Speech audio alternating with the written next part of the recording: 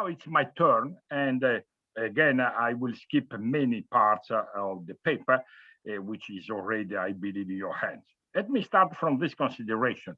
The aim that Pope Francis' third encyclica pursues is twofold. The first one is to awaken in everyone, believers and non believers, the passion for the common good, urging everyone to draw direct consequences.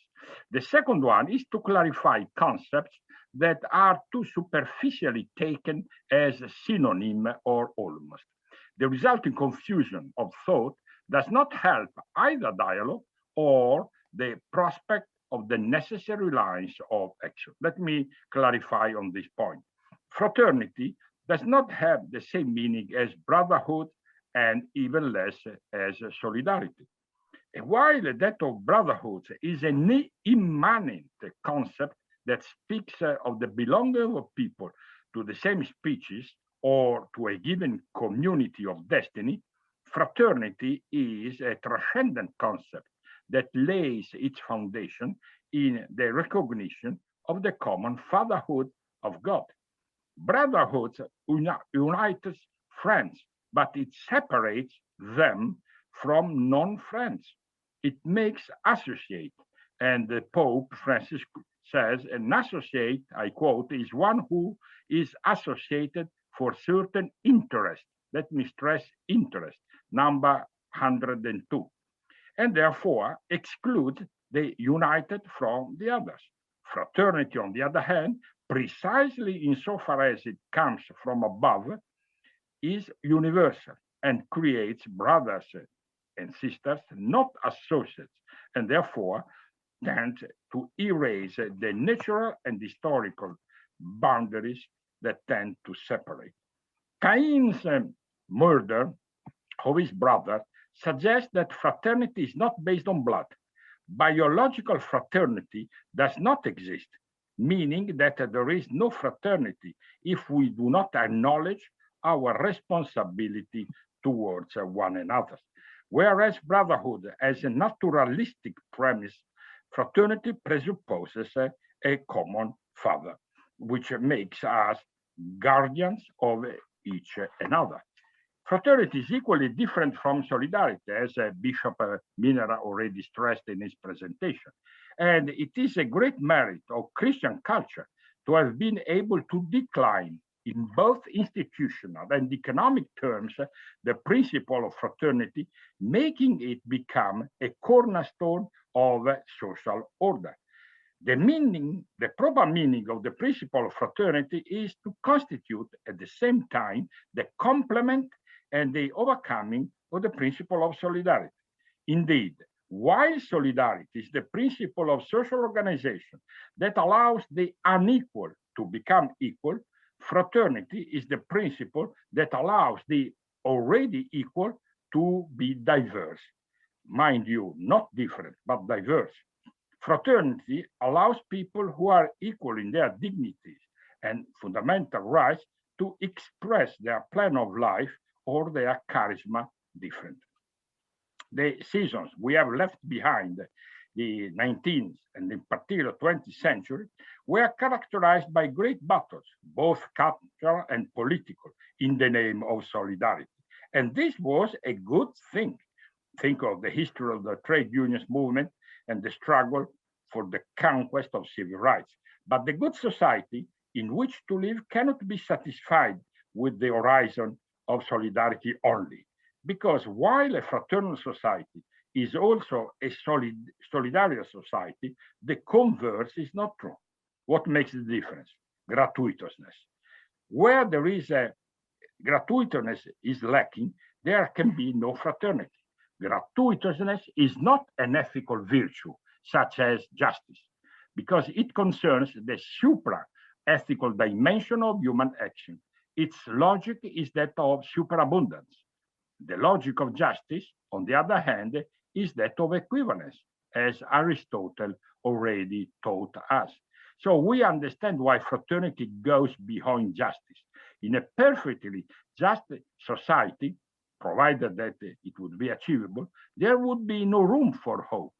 What could its citizens ever hope for the future? Not so in a society where the principle of fraternity has managed to take root precisely because hope is nourished by superabundance. A society in which the principle of fraternity fades from view is a society with no future. That is, a society is not capable of progressing if it is only capable of giving in order to receive or of giving as a duty. This is why neither the liberal individualistic vision of the world, in which everything constitutes a trade off, nor the state centric vision of society, where everything is based on a sense of duty, can safely lead us out of the shallows of our existing model of civilization. Let me stress very briefly the three major implications deriving from what I just said. First, it is necessary to realize that the serious damage that the cultural metrics of libertarian individualism is producing.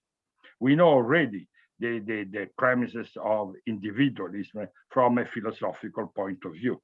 But the individualism wouldn't be able to provoke the consequence we are talking about if it were not linked to libertarianism, which is the thesis according to which, in order to establish individual freedom and responsibility, it is necessary to resort to the idea of self-causation, according to which only the self-caused agent is fully free, as if he or she were God. We can now understand how the code word of this era could arise from the combination of individualism and libertarianism, that is, from libertarian individuals. And the code word is volo ergo sum, which means I am what I want. I am, not I have. I am what I want.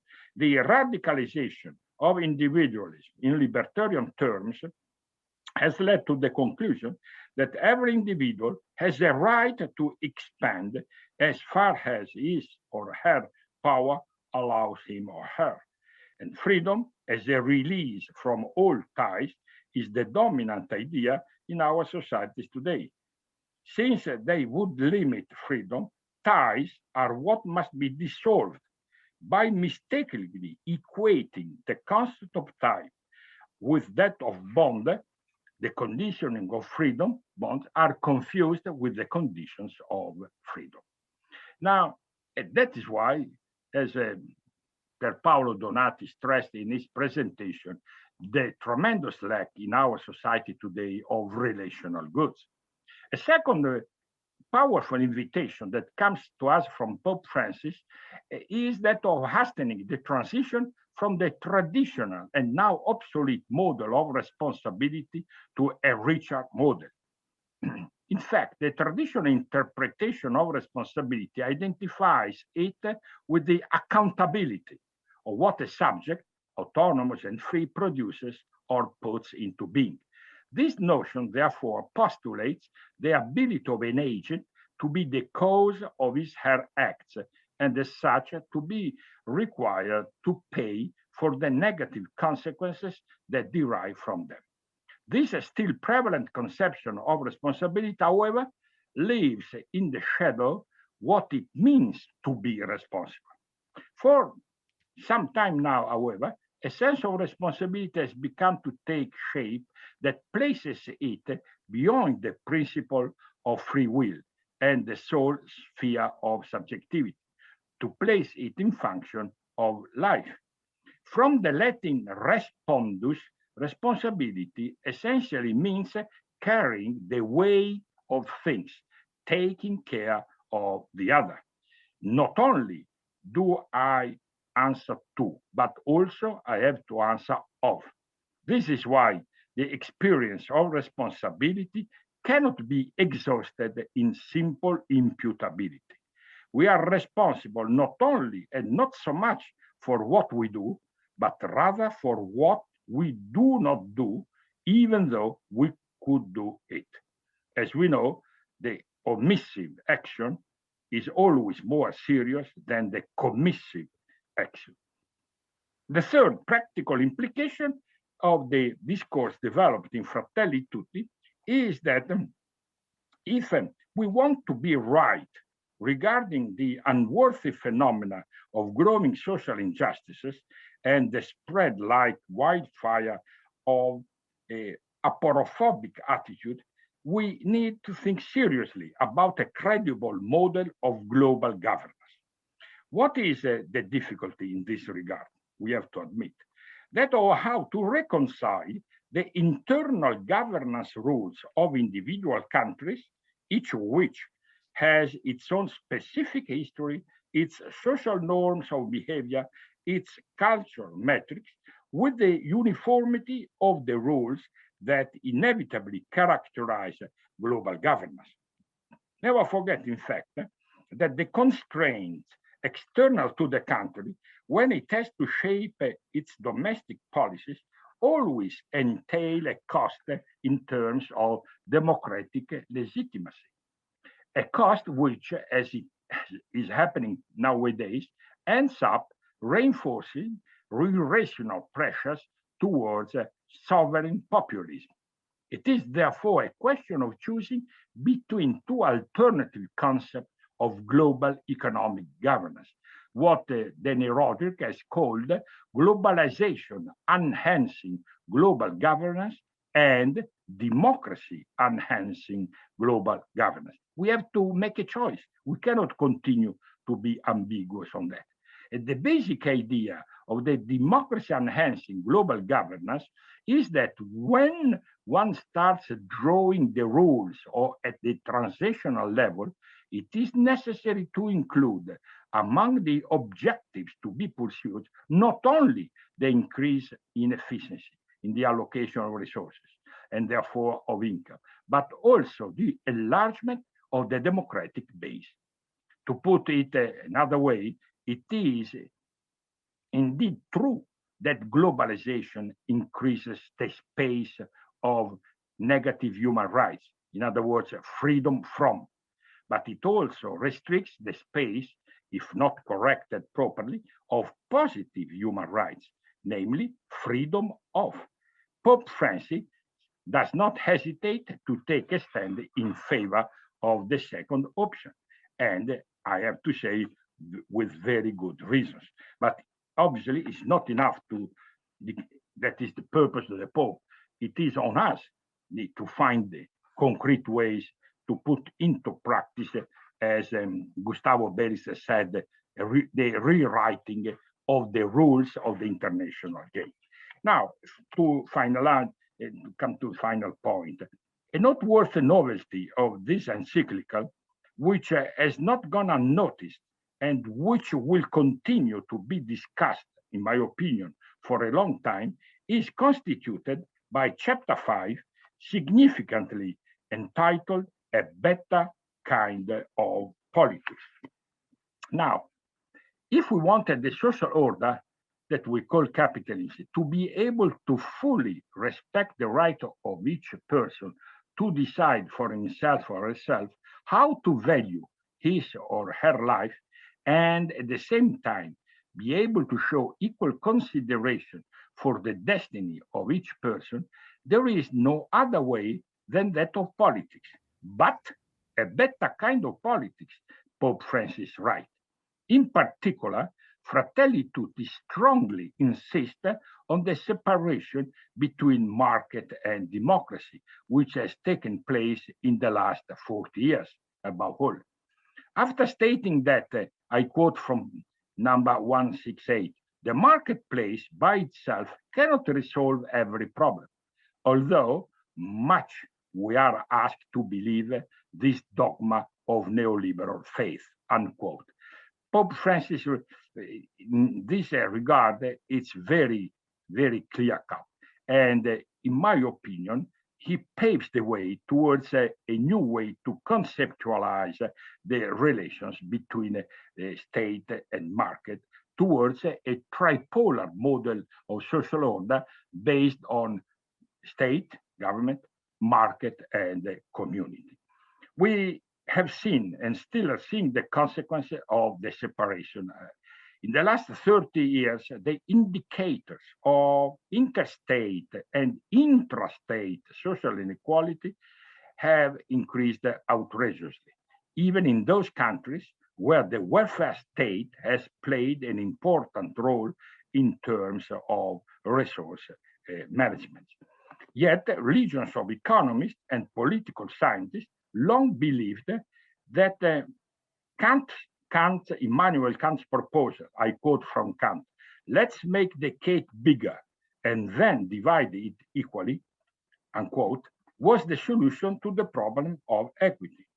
And this call to mind the eloquent aphorism launched by the neoconservative economic thought, according to which a rising tide lifts all the boats. Hence, the famous trickle down effect thesis. Wealth, sooner or later, according to the thesis, trickles down to everyone, even the poorest, as a sort of beneficial rain. Now, as we know, Evangelii Gaudium is where Pope Francis proved this dangerous metaphor false. And for that reason, Evangelii Gaudium was published in 2014. He was heavily criticized by certain groups of economists. But the real truth is the Pope was right, but was right scientifically, because those who raised criticism are bloody stupid, even though they are professors and they are chair professors. And in fact, nowadays, they keep silent because there was a counter argument by a group of economists to which Stiglitz, Jeffrey Sachs, myself, and others reacted in order to prove that the Pope was right on everything. To conclude, the message of hope that emanates from Fratelli Tutti is that despite the many negativities, today we have a great opportunity to express our innate sense of fraternity. The pandemic, which has become an experimentum crucis of our human condition, is the extraordinary circumstances that helps us grasp this message. The great challenge is therefore how not to lose our subjective sense of liberty while not threatening the other's space, not just but not by not invading it, but by contributing to its enrichment. Thank you very much for your attention,